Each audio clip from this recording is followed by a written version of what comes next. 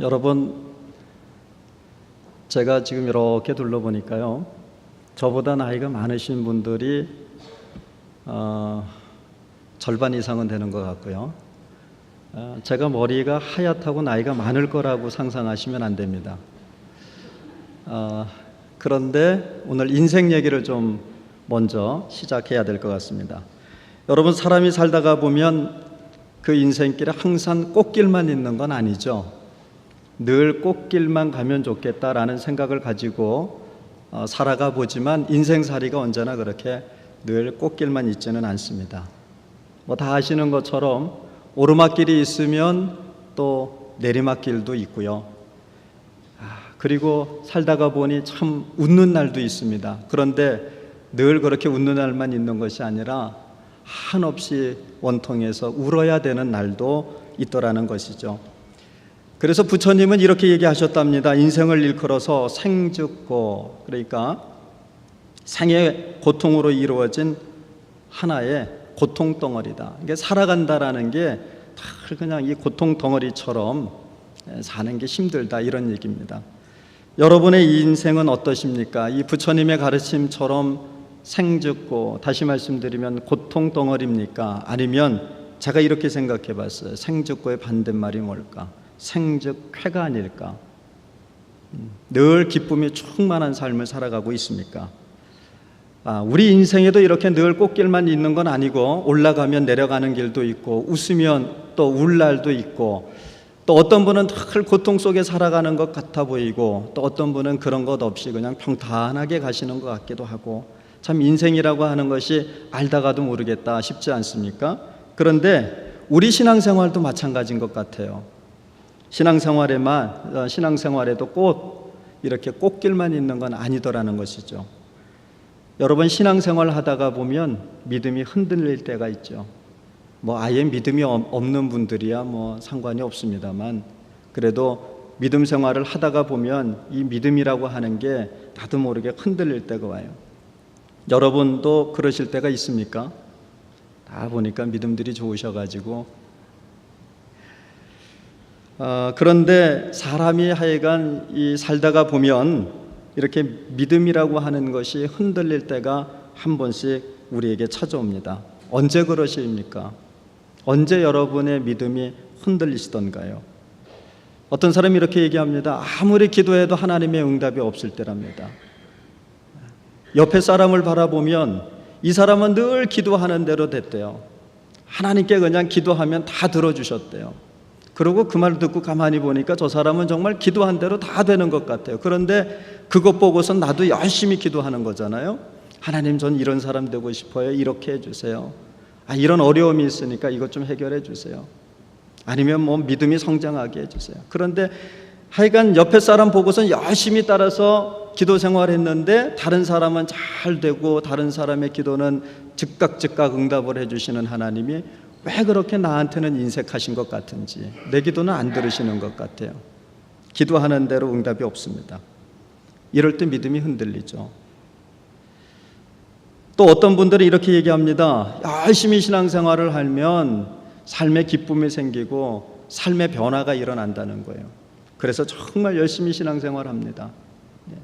교회 예배도 빠지지 않고, 또 교회에서 헌신하고 봉사하는 자리 있으면 그거 빠지지 않고 늘 열심히 달려갑니다. 그런데도 불구하고 가만히 뒤돌아보면 내 신앙은 언제나 그냥 늘 그 자리인 것 같아요. 별 볼 일 없어 보여요. 뭔가 성령이 충만해서 얼굴 안색이 좀 환하게 빛이 난다든지, 아니면 이 모난 성격이 좀 확 뒤집어져 가지고 부드러운 사람이 된다든지, 뭔가 좀 변화가 일어날 것 같은데 아무리 열심히 달려가도 나한테선 변화가 보이지 않아요. 그런데 꼭 그렇죠? 나는 안 되는 것 같은데 누구는 되는 것 같아요. 옆에 있는 사람은 되는 것 같아요. 이게 더 걱정입니다.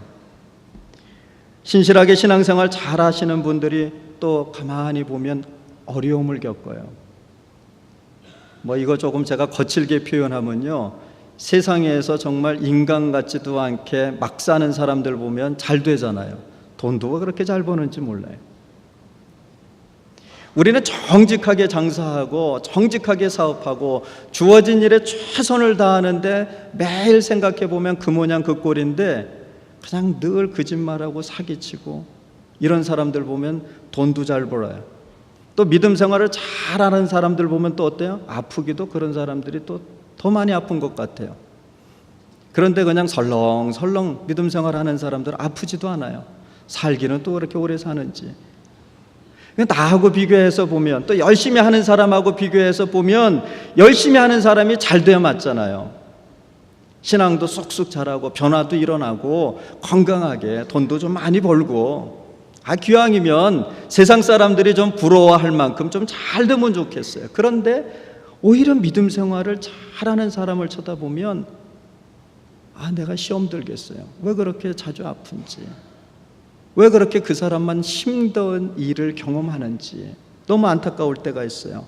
그러면 그게 내 일은 아니지만 그걸 바라보면서 우리의 믿음이 흔들리게 된다는 겁니다. 더군다나요, 이 말은 쓸까 말까 고민하다가 제 얘기여서 썼습니다. 나보다 늦게 예수 믿은 사람들 있잖아요. 그런데 그런 사람들 보니까 신앙생활 한 지 얼마 되지도 않았는데 이 사람들 보니까 잘 됩니다. 이제 막 신앙생활 한 사람들은 그냥 보면 뭘 해도 잘 돼요. 그런데 오랫동안 신앙생활 해온 나는 별 보잘것없이 그냥 그 자리, 더군다나 그냥 그 자리에만 있어도 괜찮을 것 같은데 어때요? 오랫동안 하나님을 믿고 섬겼는데 늘 내 인생은 하는 일마다 실패만 있습니다. 뭐 이런 말 있지 않습니까? 뒤로 넘어져도 코가 깨진다. 이 말을 가만히 생각해 봤어요. 죄송합니다.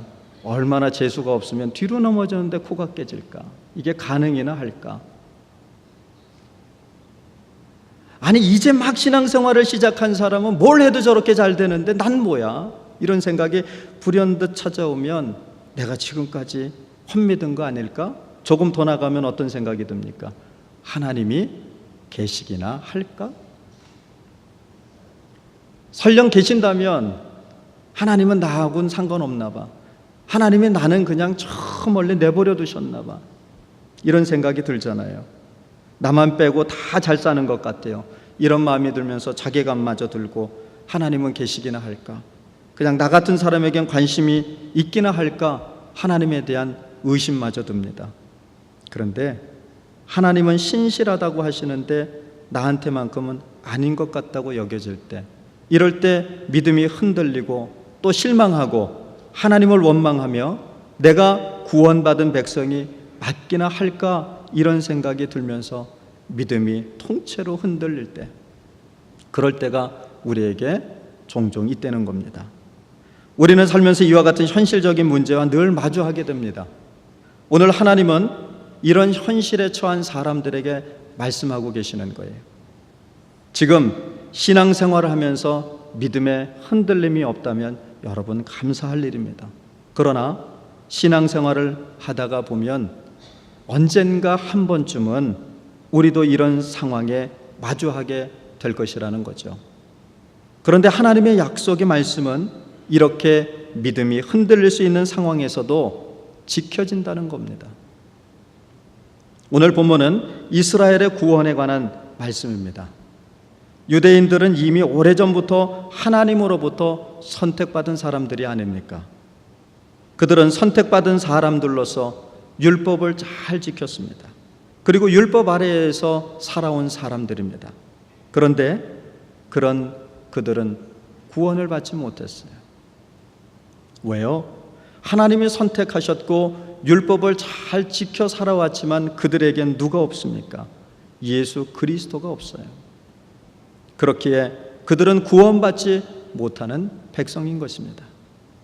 그렇다면 복음이 예수님을 믿는 모든 백성에게 주어지는 구원이라고 생각해 본다면 오늘 이 유대인들은 구원받지 못하고 그러면 그 구원의 길에서 소외되거나 혹은 배제된 것이냐라고 하는 것입니다. 분명히 그렇습니다. 예수님을 그리스도로 믿지 않는 유대인들은 구원의 길에서 소외될 수밖에 없고 제외될 수밖에 없습니다. 그러나 오늘의 본문을 통해서 하나님은 한 번 선택한 백성을 버리지 않음을 밝히고 있습니다. 하나님의 약속은 변함이 없으시다는 말씀입니다. 하나님의 약속은 어떤 일이 있어도 지켜집니다. 어떻게 예수님을 그리스도로 믿지 않는 유대인들에게 구원이 이루어질 수 있겠습니까? 로마서 9장은 우리의 구원이 하나님의 은혜로 베풀어진 것이고 그리고 오직 믿음으로 얻는 것임을 말씀하고 있습니다. 율법 준수 여부나 혈통으로 구원에 이르는 것이 아님을 분명히 하고 있다는 것이죠. 오히려 본문은 유대인들의 불순종을 인해서 이 복음이 이스라엘을 넘어서 이방으로 퍼져나갈 수 있었음을 증거하고 있습니다. 이것은 하나님의 은혜입니다. 하나님이 선택한 이스라엘, 즉 이 유대인들이 예수를 믿지 못하고 구원의 길에서 멀어지자 오히려 그 일을 통해서 하나님은 이방인들에게 복음이 전파되도록 하시고 그리고 이방인들이 구원을 받을 수 있는 은혜를 베풀어 주셨습니다. 그리고 이 일을 통해서 또한 하나님이 선택하신 이스라엘이 구원받도록 길을 열어주셨습니다. 하나님은요, 유대인들의 시기하는 마음까지도 선하게 사용하셔서 오늘 이방인들이 구원받는 것에 대해서 유대인들이 시기함을 통해 결국은 유대인들까지도 구원받게 될 것임을 오늘 선포하고 있습니다. 여러분, 믿음이 흔들릴 때 우리는 오늘 말씀을 기억해야 합니다. 하나님이 선택받은 백성이 유대인들을 버리셨다고 생각할 때 하나님은 오늘 본문을 통해서 이렇게 말씀하십니다. 29절을 제가 공동번역으로 봉독합니다. 하나님께서 한 번 주신 선물이나 선택의 은총은 다시 거두어 가시지 않습니다. 즉 하나님이 우리를 버리셨다고 생각이 되고 하나님의 약속이 깨졌다고 생각될 때, 그럴 때도 하나님이 한번 약속하신 그 약속에 변함이 없으시다고 말씀하고 계시는 겁니다. 오히려 우리가 하나님을 원망하고 그리고 하나님의 말씀을 떠나 죄 가운데 있으며 하나님을 외면하고 우리가 하나님을 버릴 때에도 하나님은 우리를 원망하지 않습니다. 외면하지도 않으십니다. 우리를 버리시지도 않으신다고 말씀합니다. 한마디로 우리는 하나님을 버려도, 우리는 하나님을 떠나도 하나님은 그러시지 않으신다는 겁니다. 하나님께서 한 번 주신 선물이나 선택의 은총은 다시 거두어 가시지 않기 때문입니다. 우리는 여기서 하나님의 신실하심을 보게 됩니다. 여러분, 사람은 얼마나 간사합니까? 그리고 얼마나 변덕스럽습니까? 우리말에 그런 말이 있잖아요. 어디 들어갈 때 하고 나올 때 하고 다르다고요. 사람은 그래요. 일이 잘 되고 잘 풀리면 하나님 감사합니다. 하나님 감사합니다. 이게 다 하나님의 은혜입니다 라고 고백하던 사람이 어느 날 좀 일이 잘 안 풀리고 어려움을 겪으면 또 금세 뭐라고 얘기합니까? 하나님이 나한테 이럴 수가 있나?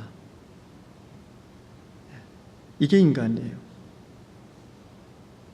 마치 잘 되면 내 탓이고 잘못되면 조상 탓하듯이 말입니다. 그러나 신실하신 우리 하나님은 그러지 않습니다. 우리가 어떻게 하든지 언제나 한결같으시다는 겁니다. 하나님의 결정하시면은 후회함이 없으시기 때문입니다. 이스라엘 백성들이 진리를 깨닫지 못하고 예수님을 십자가에 못 박았지만 그들을 부르신 하나님의 그 부르심에는 후회가 없으십니다. 그렇기 때문에 이방인의 구원을 넘어 이제는 온 이스라엘이 구원받을 것을 말씀합니다. 우리 하나님은 신실하신 분이십니다. 여러분, 복음성가 중에 혹시 전능하신 나의 주 하나님이라고 하는 제목의 복음성가를 아십니까? 이 곡의 가사 중에 이런 가사가 있습니다. 신실하신 주 하나님은 우리의 모든 괴로움을 바꿀 수 있네. 불가능한 일 행하시고 죽은 자를 일으키시니 그를 이길 자 아무도 없네. 주의 말씀 의지하여 깊은 곳에 금을 던져 오늘 그가 놀라운 일을 이루시는 것을 보라. 주의 말씀을 의지하여 믿음으로 금을 던져 믿는 자에게 능치 못함 없네. 신실하신 하나님은 우리의 최악의 상황을 최선으로 바꾸시는 분입니다. 불가능해 보이는 일도, 죽을 것 같은 상황에도 오늘 가능케 하시는 분이 우리의 하나님이십니다. 내가 언제나 최선의 선택인 줄 알고 선택한 나의 그 최선의 선택이 혹 나를 괴롭게 하고 힘들게 하고 어렵게 만드는 결과를 낳기도 합니다. 최선을 다해서 살았는데 오히려 세상으로부터 외면당하고 하는 일마다 풀리지 않는 일을 경험하게 됩니다. 신앙생활도 마찬가지죠. 최선을 다해 섬기고 봉사하고 헌신했는데 아무도 알아주는 사람이 없습니다.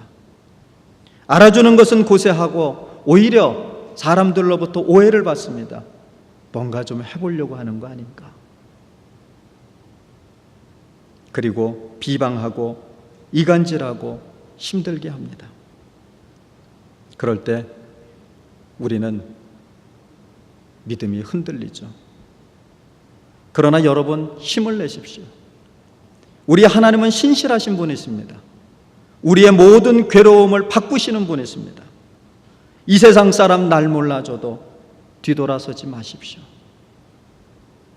신실하신 하나님을 믿는 믿음의 사람에게는 능치 못할 일이 없습니다. 그러니 믿음이 흔들릴 때 우리를 새롭게 하셔서 하나님의 뜻과 구원이 온전히 이루어지는 인생으로 바꾸어 가시는 신실하신 하나님을 바라보십시오. 우리 하나님은 약속을 어기시는 분이 아니십니다.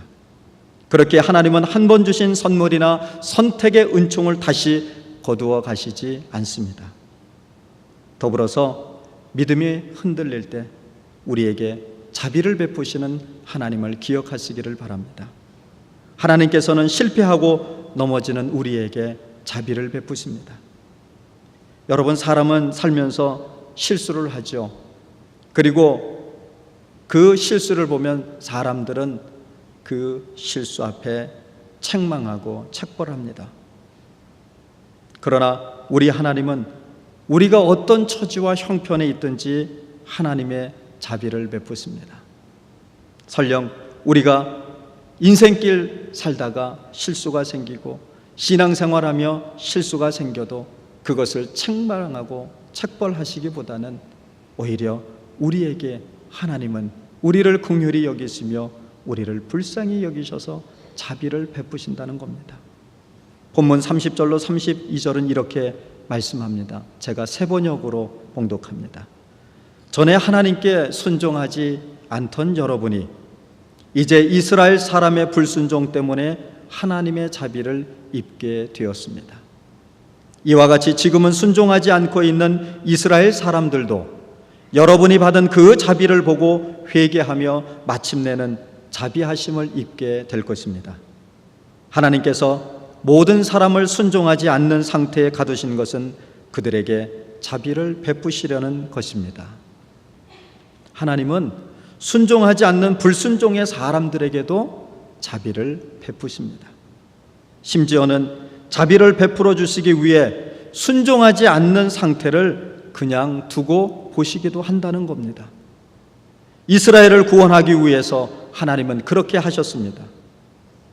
이스라엘의 불순종을 징벌하고 심판하는 것이 아니라 선택한 백성들을 구원하시기 위해 그들의 불순종의 상태를 그냥 두고 보신다는 거예요.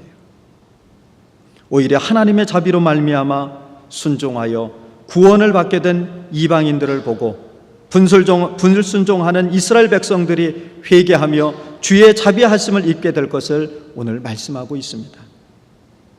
하나님께서 사람들을 불순종의 상태로 놔두시는 것은 그들을 징벌하고 심판하시기 위함이 아닙니다.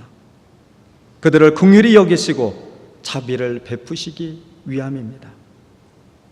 그러니 삶의 자리에서 생각지도 못하는 어려움으로 시험에 들거나 왜 나만 겪는 고난이냐고 주님을 원망하고 불평할 때도 여러분, 오늘의 말씀을 기억하십시오. 하나님은 우리를 긍휼히 여기시고 우리에게 자비를 베푸십니다.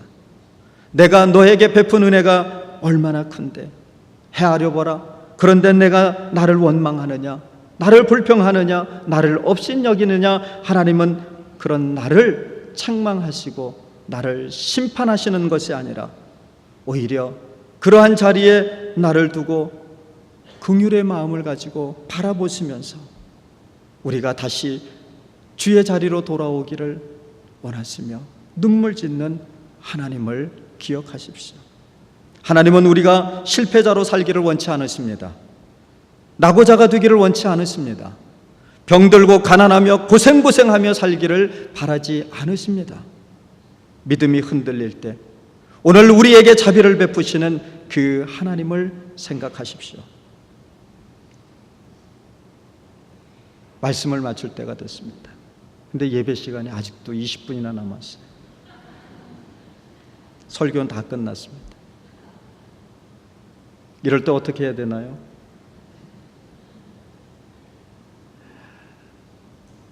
이것도 은혜죠. 오늘은 다른 때보다 10분 일찍 끝내겠습니다. 그 말에 표정들이 밝아지셨어요. 성도 여러분, 살다가 보면 힘들죠. 어려울 때가 있습니다.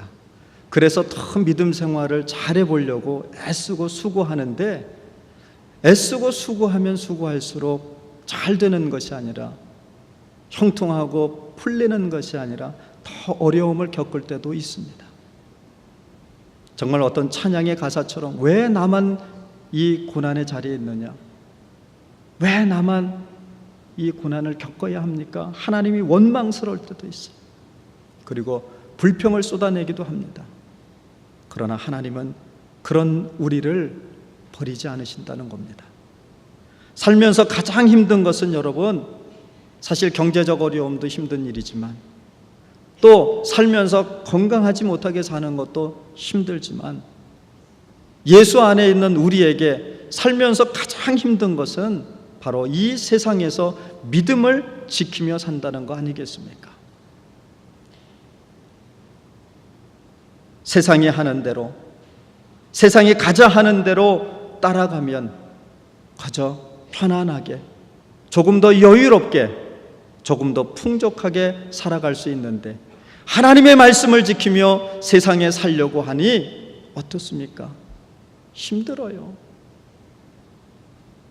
더욱이 물질이 신이 되어버리고 경제적인 부와 권력으로 사람을 평가하고 판단하는 이 세상에서 그것들을 거슬러 살아가며 신앙인으로서 믿음을 지킨다는 것처럼 그것은 좀처럼 쉬운 일이 아닙니다.